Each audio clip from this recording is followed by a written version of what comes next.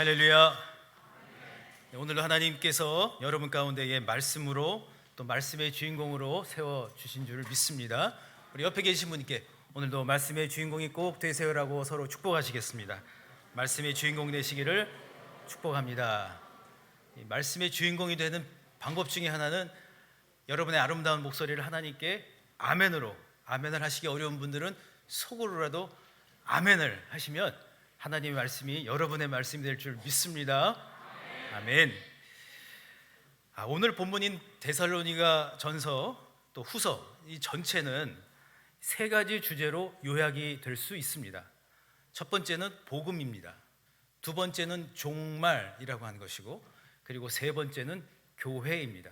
그러니까 데살로니가 전후서에서 계속해서 흐르고 있는 그 배경 가운데는 복음이 무엇인가, 또 우리가 마지막 예수님께서 오실 그때까지 어떻게 살 것인가, 그리고 예수 그리스도를 통해서 복음의 증거자가 된 우리는 어떤 교회 또 어떤 공동체를 만들면서 살아야 하는 것인가, 이것을 말씀하고 있죠.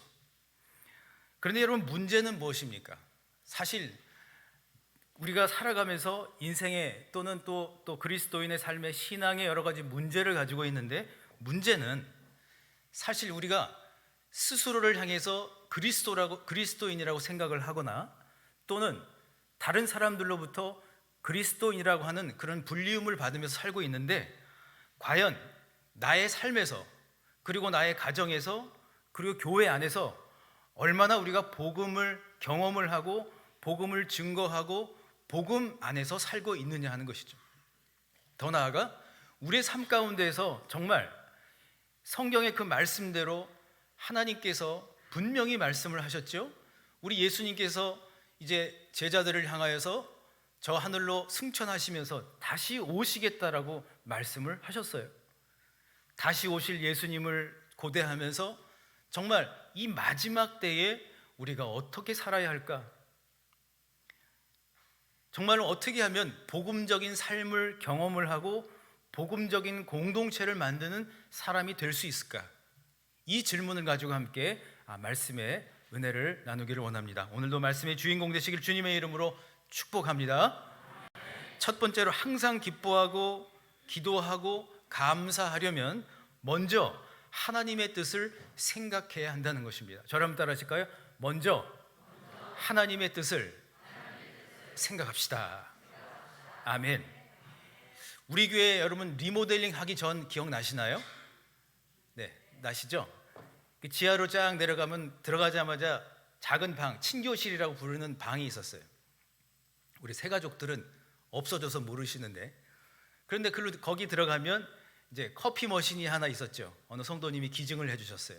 그런데 그 커피 머신 위에 그 벽에 성경 구절이 바로 오늘 본문의 일부분의 말씀이 거기 이제 적혀 있었어요. 항상 기뻐하라, 쉬지 말고 기도하라, 범사에 감사하라. 저는 그 커피를 뽑으면서 수없이 그 말씀을 읽고 또 읽고 했던 그런 기억이 있어요. 그런데 어느 날입니다. 항상 기뻐하라, 쉬지 말고 기도하라, 범사에 감사하라, 이 말씀만 봤는데 문득 그날은 평소와 달리 눈에 잘 들어오지 않던 성경 구절이 제 마음에 확 들어오더라고요. 그것이 이제 18절 중후반부예요. 이렇게 기록을 하고 있어요. 이것이 그리스도 예수 안에서 너희를 향하신 하나님의 뜻이니라. 아멘. 그러니까 데살로니가 전서 5장 16절부터 18절까지를 정말 무수히 묵상을 하고 말씀을 또한 읽었지만 정작 한 가지 빠뜨린 것이 있구나, 정말 중요한 것을 생각하지 못했구나 하는 것이 바로 하나님의 뜻이라고 하는 것입니다. 사실 우리는 누구나 기뻐하는 인생이고 싶죠. 누구나 기도 많이 하는 인생이고 싶습니다. 또 인생 가운데 더 많은 감사가 있기를 소망을 하죠. 그런데 여러분, 정말 데살로니가전서 5장 16절로 18절의 말씀을 읽다 보면 우리도 모르는 사이에 맥이 빠져버립니다. 어떻게 항상 기뻐하지? 어떻게 항상 기도하지? 어떻게 항상 감사할 수 있지? 그래서 우리는 이 16절로부터 18절의 말씀을 묵상하면 이 말씀은 나한테 적용되는 말씀이 아니라 정말 그 영적인 어떤 최상의 단계에 올라가신 분들이 할 수 있는 것이다 라고 생각을 하게 되죠. 그래서 우리도 모르는 사이에 이 말씀을 나의 말씀이 아닌 것처럼 생각해 왔다는 거예요. 사실 여러분, 저도 그렇지만 우리 성도님들 가만히 보면 정말 기뻐하려고 애쓰시더라고요. 그 삶의 현장에 가보면 정말 너무 힘이 드니까 더 많이 기도하시려고 하더라고요. 또 어떤 분들은 정말 감사하는 그 마음을 더 담기 위해서 정말 감사일기를 쓰시는 분, 또 어떤 분들은 24시간 예수님과 동행하는 영성일기를 쓰는 그런 분들도 보았습니다. 그런데 번번이 우리는 그렇게 몸부림치고 그렇게 애를 쓰지만 번번이 좌절하고 실패를 맛보게 돼요. 무엇이 문제였을까요? 오늘 말씀을 묵상하면서 우리가 열심히 했지만 그러나 정작 하나님의 뜻을 생각하지 못했기 때문은 아닐까요? 좀 더 정확하게 짚어본다면 내 방식대로 기뻐해야 했고 내 방식대로 기도해야 했고 또 나의 만족 속에서 감사를 찾으려고 했던 것, 그것은 아니었을까요? 예화로 몇 번 우리 성도님들께 말씀드린 적이 있습니다. 유학 시절에 이제 청년부를 담당하는 그러한 부목사로 있던 적이 있었어요. 우리 청년들이 이제 조금 부흥을 하고 한 20명, 이제 한 30명 가까이 됐을 때입니다. 저한테 목사님 우리 놀이동산 가요 그런 거예요. 그래서 이제 그 북가주에 있는 놀이동산 이름이 Great Adventure, 위대한 모험이라고 하는 그런 놀이동산이 있었어요. 이제 거기를 청년들이랑 갔는데 간 것까지는 좋았는데 우리 청년들이 짓궂은 거예요. 그래서 저보고 목사님 우리랑 같이 놀이기구 타면 앞으로 목사님이 껴주고 안 타면 안 껴줄 거예요 이러는 거예요. 그래서 타자. 그러고 갔는데 여러분 그 옛날 어린 시절에 어린이 대공원의 청룡 열차 아세요? 그 청룡 열차의 몇십 배의 업그레이드된, 이름도 탑건이에요. 탑건이 왜 탑건인가 했더니 이제 자리에 이제 막 앉았는데 점점 출발을 쭉 하는 거예요. 출발하다가 보니까 밑에가 없어. 그러니까 이 어깨를 지탱하는 바만 있는 거예요. 그래서 순간 세상에 이거를 왜 타려고 하는 거지? 그런데 저는 막 겁에 질려 있는데 옆에 앉아 있는 우리 청년은 막 그 설레는 그 눈빛이 너무 기대를 하고 있더라고요. 저는 처음 출발부터 그냥 몸에 힘을 잔뜩 주고 어떻게든지 이제 그렇게 출발을 했어요. 점점 올라갑니다. 천천히 올라가다가 갑자기 어느 높이까지 올라가더니 갑자기 밑으로 쫙 내려오는데 온몸에 힘이 막 들어가고 막 정말 어떻게 할 수가 없더라고요. 그 저의 그 표정을 본 우리 청년이 옆에 있다가 목사님 좀 힘을 빼세요. 힘을. 처음에는 힘들어 죽겠는데 힘 빼라고 해가지고 저는 힘을 어떻게 빼야 되는 거지? 왜 힘 빼라고 하는지 이해가 안 되더라고요. 근데 가만히 보니까 제 행동이 위로 올라갈 땐 막 밑으로 내려가려고, 그리고 또 아래로 내려갈 땐 또 막 위로 막 몸에 힘이 가고, 왼쪽으로 가려고 그러면 또 오른쪽으로 막 안 가려고 그러고. 이러다 안 되겠다. 어차피 10분이면 10분 이 기구에 타고 있는 동안 이 기구가 원하는 대로 갈 수밖에 없구나. 포기했습니다. 그냥 그 청년 말대로 몸에 힘을 그냥 다 빼버렸어요. 그랬더니 몸에 힘 뺀 것밖에 없었는데 갑자기 덜 힘이 들 뿐만 아니라 조금씩 재미가 있을 수도 있겠다라는 마음이 들더라고요. 그리고 나서는 힘 빼고 그 청년은 막 소리를 지르고 막 신난다, 밑으로 내려가도 좋다 그러고 위로 올라가도 옆으로 가고 막 그러는데 저도 마지막 거의 한 몇 분은 같이 소리를 지르면서 힘 빼고 타니까 그게 타지더라고요. 할렐루야. 할렐루야가 아닌데 이게 여러분 이게 신앙생활 원리랑 같더라는 거죠.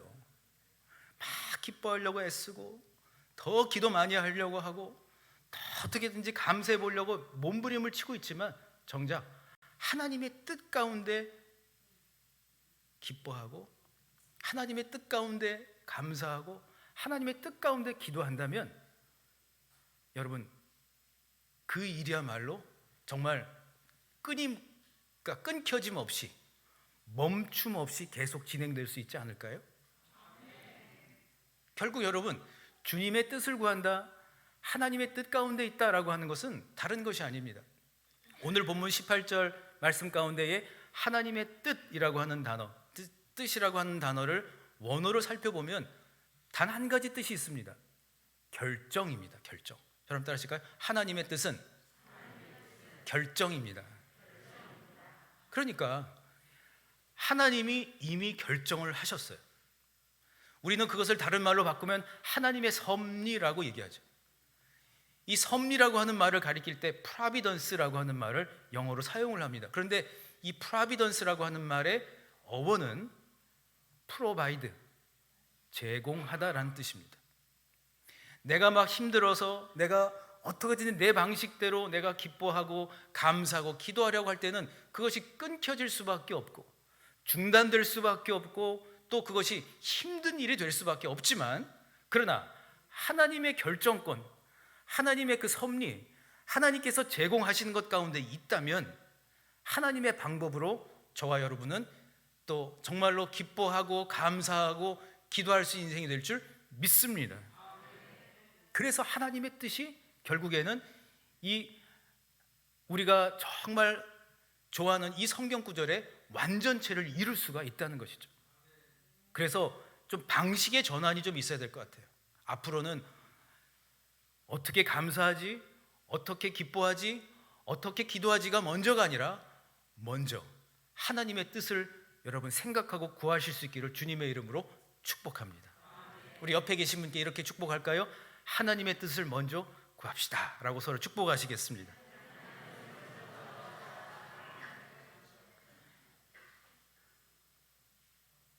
그러니까 결국 신앙생활은요,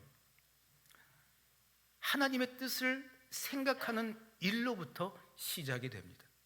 우리 예수님께서 제자들에게 기도를 가르쳐 주셨을 때 하늘의 뜻이 하늘에서 이루어진 것처럼 땅에서도 이루어질 것이라고 말씀을 하셨죠. 하늘에서 뜻이 먼저 이루어지는 거고 그 뜻이 우리에게 내려오는 거예요. 그런데 사실 여러분, 오늘날 우리 교회들이 또 우리 그리스도인들이 오늘 우리 고용만 장로님 기도해 주신 것처럼 빛과 소금이 되어야 되는데, 그런데 여러분 그렇게 되지 못하는 이유가 뭘까요? 우리가 기도하지 않아서일까요? 우리가 감사하지 않아서일까요? 우리가 정말로 기뻐하지 못하기 때문일까요? 어쩌면 하나님의 뜻을 생각하지 않기 때문은 아닐까요? 그리스도인의 삶 안에 정말 세상에서도 악하다고 할 수 있는 일들이 자행되고 있는 것이 현실이에요. 왜 그럴까요? 좀 내 방식대로 하고 싶으니까, 내 방식대로 또 내 계획대로 내 의지대로 돼야만 할 것 같으니까. 여기에는 여러분 분명히 하나님의 뜻이 담겨 있지 않습니다. 하나님의 뜻을 생각하는 것이 먼저가 아닙니다. 사실은 교회 안에 교회 리더들이 정말 권모술수를 행하고 있는 이유는 무엇입니까? 하나님의 뜻을 생각하지 않기 때문이죠. 미국 교회사 가운데 보면 19세기에 환원운동이라고 하는 것이 있었습니다. Restoration Movement이라고 하는 그런 이름이 있는데요. 그런데 이 환원운동이라고 하는 것은 초대교회로 돌아가자는 것이었습니다. 그러니까 이 환원운동에 참여한 당시의 교회들은 침례교, 감리교, 장로교 할 것 없이 온 교파가 다 모였어요. 그리고 그분들은 이런 생각을 했어요. 이 환원운동에 참여한 교회들과 또 리더들은 초대교회로 돌아가자. 초대교회는 목사가 없었지, 초대교회는 장로가 없었지, 그래서 교회 안에 목사 직분을 없앴어요. 장로 직분도 없앴어요. 당회도 없앴어요. 감리교나 침례교회 가보면 당회 대신에 목회위원회라고 하는 것이 있죠. 그것도 없앴어요. 다 없앴어요. 대신에 목사 대신에, 장로 대신에 목자를 세우자. 목자를 세워서 교회를 운영을 했어요. 어떻게 됐을까요? 목사는 없었지만, 장로님도 없었지만, 당회도 없고 목회위원회도 없었지만 교회는 잘 운영되지 않았습니다. 나중에 목자라고 하는 이 리더가 그 직분에 문제가 또 생겼더라는 거예요. 이 환원운동이 우리에게 주는 교훈은 무엇입니까? 직분이 문제가 아니에요. 당회가 문제가 아니에요. 목회위원회가 문제가 아니에요. 진짜 문제는 하나님의 뜻을 생각하지 않는 데서부터 오는 것입니다. 목사가 된다는 것은 참으로 거룩한 일이죠. 또한 장로님이 된다라고 하는 것은 정말로 거룩한 소명입니다. 또 다른 직분들도 마찬가지예요. 우리 권사님이 된다고 하는, 시무권사가 된다고 하는 것은 정말 거룩한 청지기로서의 삶으로의 초대입니다. 안수집사가 된다라고 하는 것은 정말 교회의 일꾼으로서 초대교회 정신을 가지고 살아가는 것입니다.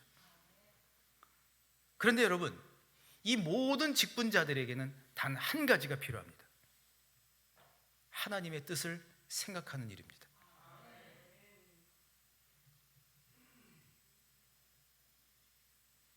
하나님의 뜻이 어디 있는지 구하고, 하나님의 뜻 가운데, 아니 하나님의 결정을 따를 수 있는, 하나님께 맡겨드릴 수 있는, 하나님의 그 거룩한 그 드라마 가운데 들어갈 수 있는 따름이 필요하다는 것이죠. 지금 한국교회는 매우 심각한 위기 속에 있습니다. 며칠 전에 전도 세미나를 다녀왔지만 그 심각성을 더 알게 됐습니다. 전도가 안 되는 위기, 교회 부흥이 안 되는 위기, 또 인구 감소로 인한, 출산율 감소로 인한 위기, 또 인구 고령화에 따른 위기. 그런데 정작 가장 큰 위기, 가장 심각한 위기는 하나님의 뜻을 생각하는 사람들이 점점 더 줄어들고 있는 것은 아닐까요? 하나님의 결정이 아닌 자신들의 결정으로 교회를 어지럽게 만들어버리고, 세상의 빛과 소금의 역할이 아닌 세상의 그 혼탁함을 오히려 교회 안으로 끌고 들어오려는 그러한 일들이 우리 가운데 일어나고 있음을 우리는 인정해야 합니다. 사랑하는 성도 여러분, 다시 한번 말씀드립니다. 교회의 주인은 하나님이십니다. 교회의 주인은 예수 그리스도이십니다. 우리가 주인 아닙니다. 우리는 그냥 청지기일 뿐이에요. 저럼 따라하실까요? 교회의 주인은 하나님이십니다. 아멘. 그러므로 하늘 아버지 되신 그 하나님의 뜻 가운데 맡겨드릴 때에 오히려 더욱더 자유로워지고, 더 깊어지고, 끊겨지고 중단되는 인생이 아니라 정말로 하나님의 뜻 가운데서 기도하고 기뻐하고 감사할 수 있는 진정한 하나님의 뜻 가운데 있는 축복된 주님의 사람 되시기를 간절히 축복합니다. 우리 옆에 계신 분께 다시 한번 이렇게 하겠습니다. 주님의 뜻 가운데 행복합시다 라고 서로 축복하시겠습니다. 주님의 뜻 가운데 행복합시다. 아멘. 그런가 하면 두 번째로, 하나님의 뜻을 생각하려면 먼저 순종의 영성을 배워야 한다는 것입니다. 본문 23절의 말씀을 우리 한번 같이 읽어볼까요? 23절입니다. 시작. 평강의 하나님이 친히 너희를 온전히 거룩하게 하시고, 또 너희의 영과 혼과 몸이 우리 주 예수 그리스도께서 강림하실 때에 흠없게 보존되기를 원하노라. 아멘. 저는 이 23절의 말씀을 묵상하면서 두 구절이 마음에 확 와닿았어요. 첫 번째는 예수 그리스도께서 강림하실 때에, 예수님께서 다시 오실 때까지라고 하는 부분이고요. 두 번째는 그때까지 하나님의 뜻을 따르는 백성들을 하나님은 어떻게 보호하시는가? 흠없게 보존되기를 원하신다는 거예요. 할렐루야. 하나님이 흠없게 보존해 주실 줄 믿습니다. 믿으십니까? 정말 이 말씀이 저에게 큰 위로와 격려가 되더라고요. 그러면서 예수 그리스도께서 강림하실 때에 흠없게 보존되기를 원하노라, 이 구절을 계속 묵상하는 가운데 한 문장이 떠올랐어요. 순종은 순전함을 유지하는 것이다. 저라면 따라 하실까요? 순종은 순전함을 유지하는 것입니다. 아멘. C.S. 루이스라고 하는 영국의 기독교 작가는 순전한 기독교, Mere Christianity라고 하는 책을 썼죠. 근데 그 책의 핵심은 결국 그리스도의 삶은 어떤 많은 성취와 어떤 많은 명예와 어떤 많은 지식이 있지 않고 결국 순전함이라는 거예요. 순종은 굴종이 아닙니다. 순종은 아무것도 모르고 맹목적으로 따르는 것도 아닙니다. 순종은 굴복도 아닙니다. 순종은 하나님의 방법 가운데 우리의 그 순수함을, 그 순전함을 유지하는 것입니다. 아델라이드 폴라드라고 하는 여성이 있었어요. 이 여성은 당뇨를 심하게 앓았습니다. 그러니까 뭐 한 1890년대에 살던 사람이니까 지금처럼 이 당뇨 약 먹으면 되는 것이 아니라 그때는 약도 별로 없었던 때라 당뇨는 치명적이었죠. 심한 당뇨를 앓고 있었는데 어느 날 이제 치유 집회에 참여를 했고 그리고 계속 기도를 하는 가운데 정말 기적적으로 거의 완쾌가 됐어요. 그러는 가운데 이제는 내가 정말 하나님 주시는 그 달란트를 가지고 내가 정말 주님을 섬기는 그런 삶을 살아야 되겠다 해서 휴대용 오르간을 가지고 노방전도를 나가서 뭐 찬양하는 그런 일들을 하면서 살았습니다. 그러면서 정말 하나님께 간절히 원하는 그런 기도가 있었어요. 그런데 하나님은 1년, 2년, 3년 뭐 계속 기도를 하는데도 응답을 해주시지를 않는 거예요. 그러다가 20대 젊은 여성이었는데 어느덧 훌쩍 40이 넘어버렸어요. 당시의 40은 요즘하고 좀 다르죠. 40이 훌쩍 넘은 어느 날 정말 마음은 더 복잡해지고 왜 하나님은 내 기도에 응답을 안 해주시지? 그 마음을 계속 갖고 있었는데 어느 날 할머니랑 같이 이제 할머니 집에 가서 예배를 드렸습니다. 예배를 드리고 이제 하나님, 이제 그 할머니가 기도를 해주시는데 할머니가 이렇게 기도를 하시는 거예요. 하나님, 우리의 삶에 어떤 일이 일어나도 좋사오니 주의 뜻과 섭리만이 우리에게 이루어지게 하옵소서. 사실 위험한 기도죠. 그런데 그 할머니가 그 기도를 하는 순간 그 기도문 가운데에 이 폴라드의 영이 깨어지는 그런 일이 있었어요. 이 짧은 기도를 통해서 그동안 불평하고 복잡한 마음속에 살던 폴라드가 다시 하나님의 뜻이 무엇인가를 생각을 하게 됩니다. 나한테 빠져있던 게 뭐지? 내가 이것을 지금 빠뜨리고 있었구나. 결국 온전한 기도의 응답은 하나님의 뜻과 나의 뜻이 합쳐지는 거예요. 하나님의 비전이 나의 비전이 같이 만나는 거예요. 그것을 깨닫게 되자 마음이 가벼워지게 되었고, 그리고 하나님은 정말 지금까지 순전한 마음으로 순수한 마음을 계속 간직해왔던 이 폴라드에게 하나님은 영감이 있는 찬양시를 선물로 주십니다. 우리가 잘 알고 있는 찬양이죠. 주님의 뜻을 이루소서. 고요한 중에 기다리니 진흙과 같은 날 빚으사 주님의 형상 만드소서. 그리고 4절에는 이렇게 끝맺음을 하죠. 주님의 뜻을 이루소서. 온전히 나를 주장하사 주님과 함께 동행함을 만민이 알게 하옵소서. 아멘. 말씀을 묵상하는 가운데 여러 가지 일들을 놓고 기도하는 가운데 하나님 저에게 이런 마음을 주시는 거예요. 우리가 생각한 대로 인생의 일들이 펼쳐지지 않고 또 인생에 갑자기 예기치 않은 일들을 당할 때 마음에 많은 어려움들을 갖고 있기도 하고 계속해서 수년 동안 기도하고 있지만 그 기도가 제대로 응답되지 않은 것 같고 이해되지 않은 인생의 상황들과 그 환경들 속에 있을 때 우리 하나님이 이런 마음을 주셨어요. 나는 아무 죄도 없는 나의 사랑하는 아들을 저 십자가 위에서 잃었다.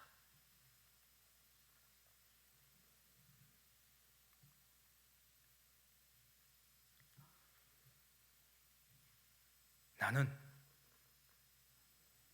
너희들이 잃었다고 생각하는 것, 너희들이 놓쳤다고 생각하는 것, 그것보다 아무 죄도 없는 내 아들을 저 십자가 위에서 잃어버렸다.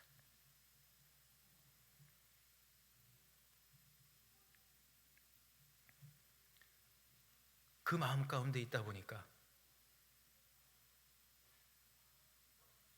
우리가 잃었다고 생각하고 우리가 놓쳤다고 생각하고 우리의 삶 가운데 뭔가가 훼손되었다고 생각하는 그 모든 일들이 사실은 우리 하나님 아버지의 저 십자가 사랑 위에 비교한다면 충분히 이해될 수도 있고, 그리고 사실은 하나님께서는 하나님만의 방법으로 아들 되신 예수 그리스도를 저 십자가 위에서 이루셨지만, 그러나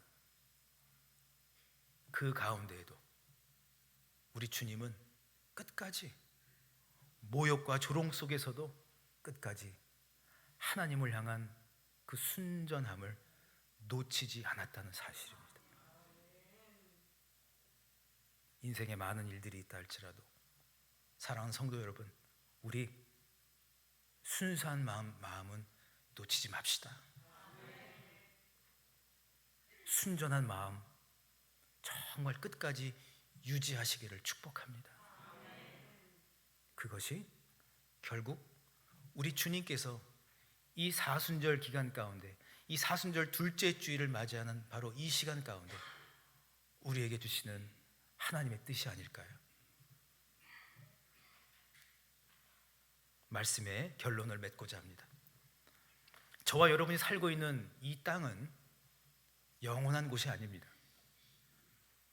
지금 내가 가지고 있는 직업, 또 내가 타고 다니는 차, 내가 살고 있는 집, 내가 가지고 있는 조그만 땅이나 부동산, 다 언젠가는 다 놓고 가야 합니다.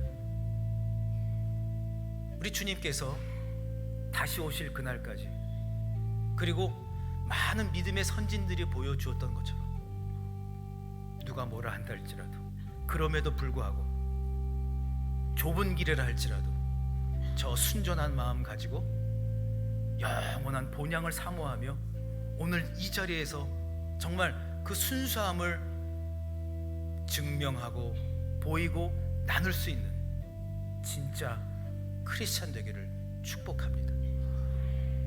순전한 그리스도인으로 살아가시기를 소망합니다.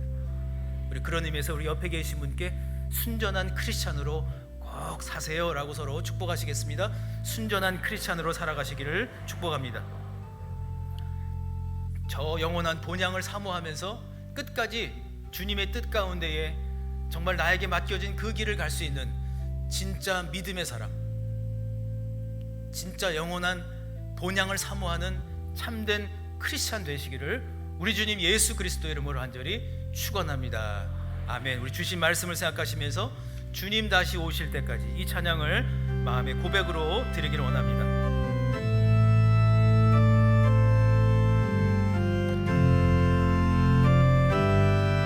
주님 다시 오실 때까지,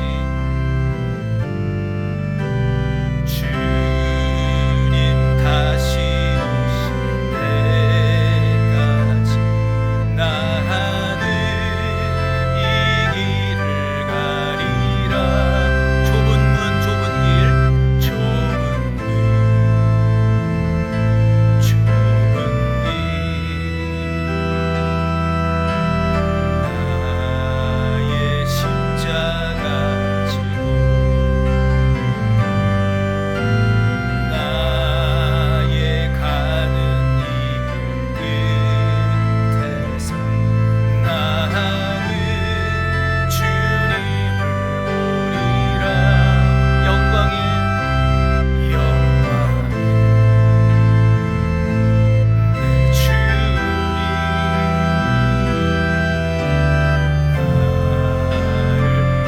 처음부터 다시 한번 처음부터 고백합니다. 주님 다시 오실 때까지, 주님 다시 오실 때까지 나는 이 길을 가리라. 좁은 길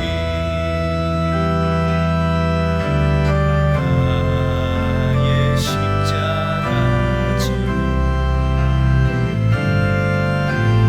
나의 가는 길 끝에서 나는 주님을 보리라. 영광 내 주님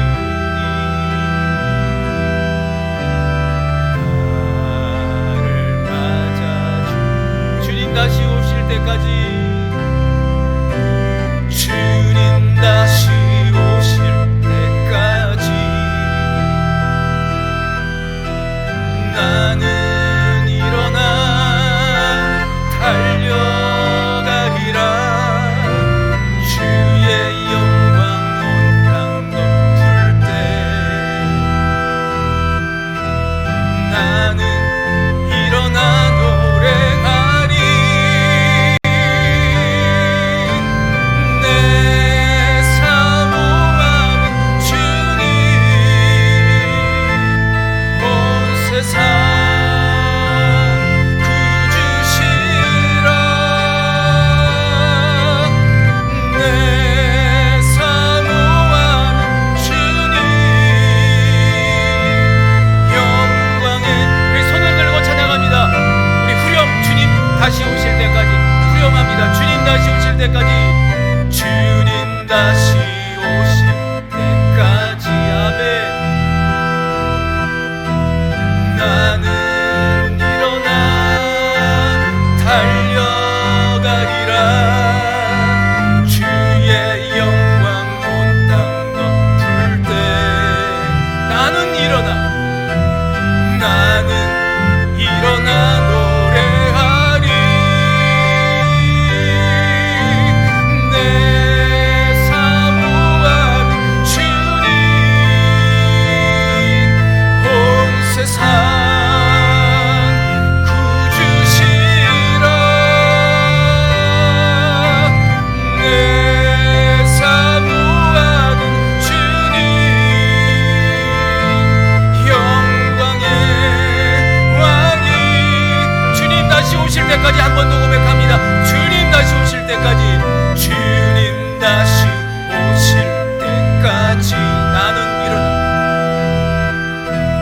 나는 일어나 달려가리라. 주의 영광 온 땅 덮을 때. 아멘. 나는 일어나 노래하리. 내 사모하는 주님, 온 세상 구주시라. 내 사모하는 주님, 영광의 왕이시라. 여러분의 목소리를만, 내 사모하는 주님,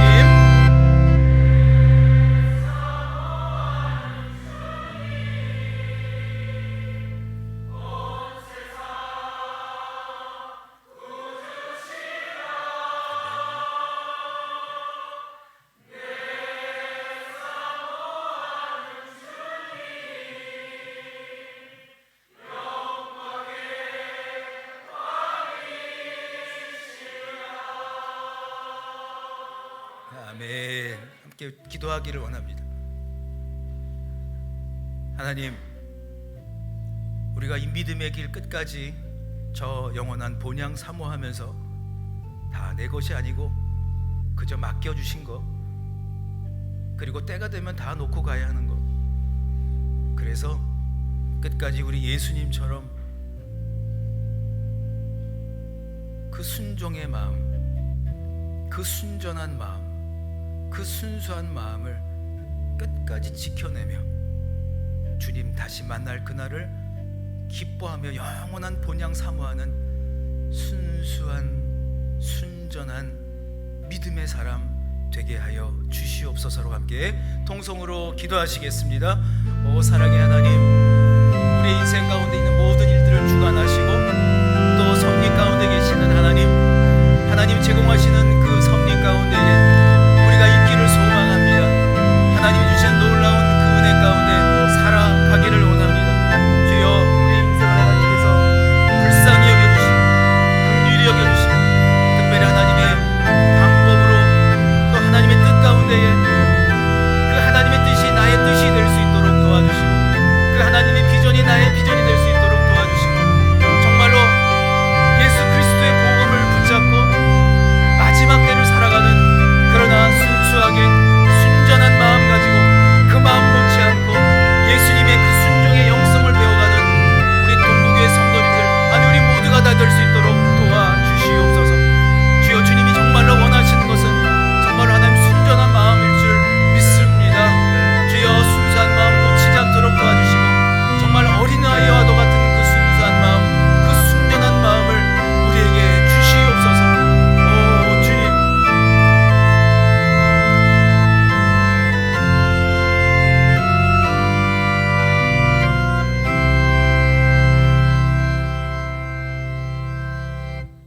사랑의 하나님, 하나님의 뜻 가운데에 우리가 있음을 고백합니다. 어떤 처지와 어떤 환경 가운데도 하나님의 그 결정, 그 하나님의 섭리 가운데 있다면 우리를 기뻐하게 하시고 기도하게 하시고 감사하게 하실 줄 믿습니다. 하나님의 뜻을 먼저 생각하는 우리 모두가 되게 하여 주시옵소서. 하나님의 뜻이 저 하늘에서 이루어진 것처럼 땅에서도 이루어지도록 도와주시옵소서. 더 나아가 저 십자가 위에서도 온갖 조롱과 그 멸시 가운데도 끝까지 하나님을 향한 그 순수한 마음, 순전함을 놓치지 않으셨던 예수님처럼 진정한 순종, 그 순전함, 그 마음을 간직하고 지켜내고 살아내는 모든 성도님들 다 되게 하여 주시옵소서. 악한 사단막이 우리에게 순전함을 빼앗으려고 할 때에 그리스도의 보혈의 능력으로 우리를 지켜 주시옵소서. 나사렛 예수 그리스도 이름으로 이 시간 명하노니 우리의 순수함과 우리의 순전함을 빼앗아가려는 모든 사단의 괴계는 다 묶이고 떠나갈지어다. 떠나갈지어다. 떠나갈지어다. 이후로 하나님의 뜻을 구하는 순전한 사람 되게 하여 주시옵소서. 이제는 우리 주 예수 그리스도의 은혜와 하나님의 크신 사랑과 성령의 교통하심이 하나님의 뜻을 먼저 생각하는 그리스도인 되기로 다짐하는 모든 주의 백성들 위해 지금부터 영원토록 함께 하시기를 간절히 축원하옵나이다. 아멘.